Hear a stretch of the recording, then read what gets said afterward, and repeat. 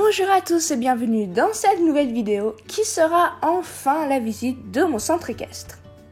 Depuis la dernière visite du centre équestre qui vous a d'ailleurs beaucoup plu, eh bien il y a eu beaucoup de changements, c'est-à-dire que pratiquement tous les bâtiments ont changé de place et ont même changé en eux-mêmes, donc je les ai un peu customisés, chacun, pas tous, mais la plupart. Donc voilà, je ne vous retarde pas plus longtemps et je vous laisse avec la vidéo, j'espère qu'elle vous plaira. Pour commencer, il y a toujours le parking comme il y avait dans ma dernière visite. Ensuite, nous avons le clubhouse. J'ai également fait une vidéo pour toute la construction de tout le clubhouse et je vous invite à aller la voir. Nous avons d'abord une porte qui s'ouvre. D'abord, en rentrant dans le centre équestre, nous avons donc le petit bureau d'accueil avec le propriétaire du centre équestre et sa femme qui sont en train de boire une boisson. Et puis donc en gros là quand on arrive, on fait d'abord tous les ajustements pour les cours etc. ici. Et puis après si on veut, on peut aller un peu dans le reste du clubhouse. Je précise juste que je ne vais pas préciser tous les noms des cavalières et des chevaux car sinon ça prendrait un peu trop de temps. Ensuite au fond vous avez un petit endroit où on peut s'asseoir en attendant que les parents arrivent ou notre cours ou peu importe. Et à l'arrière, vous avez des étagères avec les boîtes des cavalières. Donc ceux qui sont en sport-études, normalement, doivent avoir une petite boîte avec quelques produits de pansage. Ensuite, dans la chambre, ici, nous avons donc la salle de classe. Je vais enlever le deuxième étage pour que vous puissiez voir. Donc voilà la salle de classe. Donc la salle de classe est pour les élèves de sport-études, donc qui apprennent ici leurs cours, certains d'équitation, donc pour encore s'améliorer en équitation, mais pas sur le cheval, mais en termes de savoir les réactions du cheval, etc. Et puis également pour tous les autres cours qu'ils devraient faire dans une école normale. Et donc ici au milieu nous avons plein de livres, donc normalement nous avons 9 cavalières de sport-études, donc voilà tous les livres qui leur appartiennent. Chacun doit avoir un petit livre comme ceci, donc ça ce sont des livres avec tous les cours inclus de la première à la deuxième année du secondaire. Ensuite ici nous avons un livre avec des carreaux français et un avec des carreaux. Et ici c'est un petit livre, je ne vais pas vous le sortir, mais avec donc tout CA sur les chevaux à savoir. J'ai également fait une vidéo précédente pour ces livres-là, je vous invite à aller la voir. Et puis au fond, vous pouvez voir un tableau noir sur lequel les profs peuvent enseigner. Vous pouvez voir que tout autour, il y a un mur de pierre. Je vous invite à aller voir sa construction dans la première vidéo de la construction de mon nouveau clubhouse. Et donc ici, vous pouvez voir une échelle qui mène au deuxième étage. Donc le deuxième étage est uniquement autorisé à la directrice du club, comme ça elle peut être plus près de tout ce qui pourrait s'arriver au centre équestre. Pour pas vous dire à chaque fois qu'il y a une vidéo pour ça, eh bien vous le verrez ici en bas. Donc pour commencer, vous avez donc le lit de la directrice, une petite table de chevet. Ici vous avez le bureau où elle corrige tous les devoirs, etc. Et ici derrière, vous avez la salle de bain, donc avec un petit meuble avec un lavabo, une étagère, le WC que vous pouvez voir ici. Oups, ça ne veut pas zoomer, mais bon. Et puis donc ici, la douche. Quand vous sortez du clubhouse, vous arrivez ensuite au bâtiment des sport-études, qui est fermé par des petites attaches comme ceci.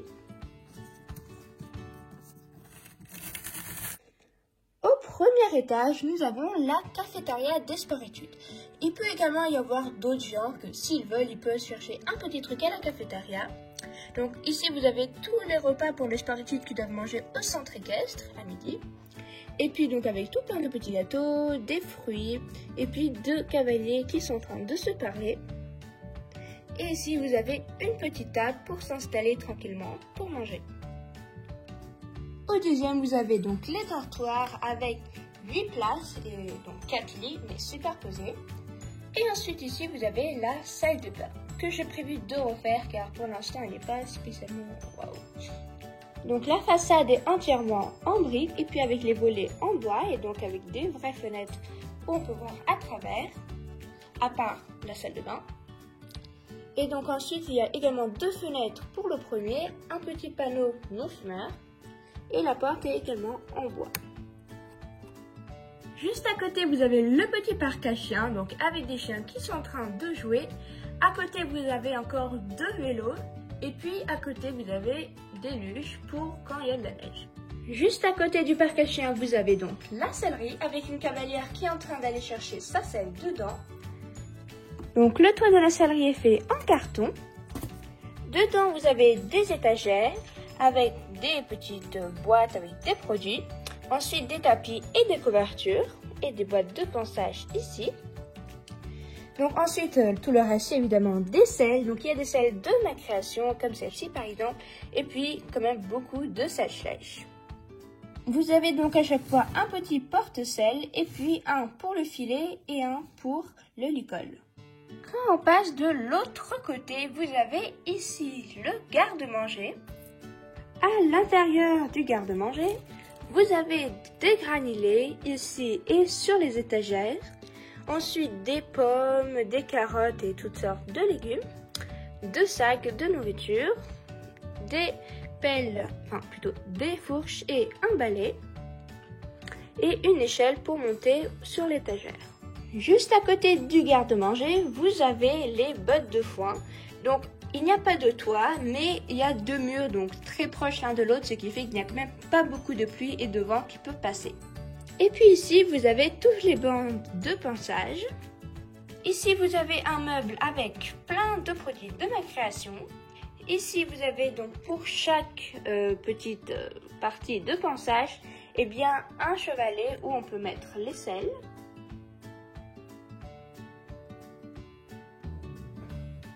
Et ici, vous avez 3 cavaliers qui sont en train de rentrer de balade pour aller dans la grande écurie. Ici, il y a aussi également quelques bottes de foin pour pas à chaque fois devoir chercher assez loin les autres. Donc quand il y a juste besoin d'une petite botte de foin comme ceci, et bien alors c'est plus pratique d'en avoir également près de l'écurie. Donc voilà, ici vous avez donc tous les box, donc de forêt noire, peau brun, châtaigne et puis tous les autres chevaux.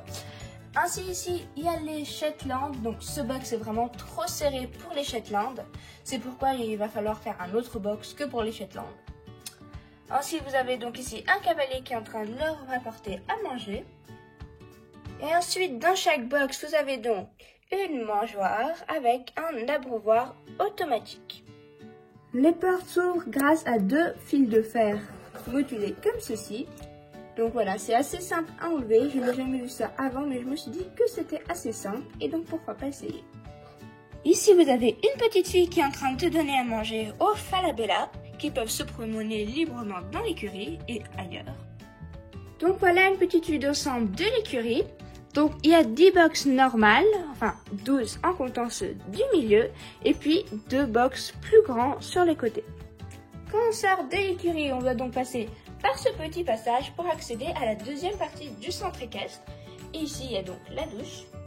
Et donc, nous arrivons enfin à la deuxième partie du centre équestre. Tout d'abord, vous avez d'abord le manège. Donc, avec 2 panneaux, port de la bombe obligatoire qui est donc sur les carrières également. Et puis, ramasser les crottins à la sortie. Et puis donc ici vous avez le manège, donc avec les lettres mais que j'ai prévu de réimprimer car comme ça c'est pas terrible. Et donc ici il y a un spectacle de western qui est en train d'être travaillé.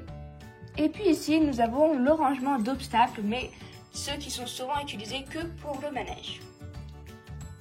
De l'autre côté du manège vous avez le parking mais des vannes, donc pas le parking des voitures mais celui qui contient que les remorques. Ensuite ici vous avez un professeur qui est en train d'amener un cheval pour que ces 2 voltigeuses le montent. Et donc la professeure qui ouvre la barrière car c'est un cheval assez rebelle.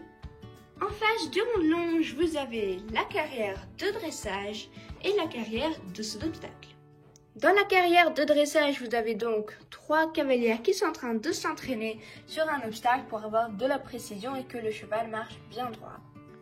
Donc j'ai essayé de mettre la lampe quelque part dans mon centre équestre mais il n'y avait pas de place, ce qui fait que j'ai décidé de l'incruster à moitié dans la carrière de dressage. Et donc dans la carrière de dressage vous avez également 3 cavalières qui sont en train de s'entraîner sur différents obstacles. Et donc là vous avez des cavalières qui sont en train de revenir d'une balade. Donc c'est une balade un peu spéciale, donc car nous faisons beaucoup de randonnées, etc. Donc il se peut qu'à un moment un cheval soit pris de je ne sais quoi, et que il fasse tomber la cavalière, parfois même s'enfuisse, etc. Normalement, nos chevaux sont plutôt bien dressés, donc ça ne devrait pas arriver. Mais voilà, donc que les cavalières savent comment s'entraider. Donc il y a une qui monte sur le dos d'un cheval et comment faire pour que ce soit le mieux possible si ça arrive. Donc voilà. Et nous arrivons donc enfin au paddock. Pour commencer ici, vous avez d'abord le terrain de crosse, donc qui est très souvent utilisé comme paddock pour les chevaux. Donc d'abord ici, vous avez un cavalier qui est en train de monter sa jument. Donc c'est un propriétaire qui a mis pas mal de ses chevaux chez nous. Et donc parfois il l'entraîne pour des balades. Il laisse également courir dans le pré un de ses chevaux. Et juste à côté, vous avez le pré des frisons. Bon, je dis le pré des frisons car souvent c'est les frisons qui appartiennent donc tous à un certain propriétaire qui sont mis dedans. Mais après, quand les frisons sont occupés ou tout simplement ailleurs, eh bien d'autres chevaux peuvent y être. Ensuite, en face, vous avez les paddocks des propriétaires. Donc, pas tous, mais par exemple, celui-ci, ce sont les chevaux de propriétaire de ce propriétaire-là, qui est d'ailleurs en train de monter un de ses chevaux. À côté, vous avez le paddock des juments avec leurs poulains. Et puis ici, vous avez encore un paddock de propriétaire avec des chevaux de trait. Et puis ici, vous avez le paddock des Haflinger.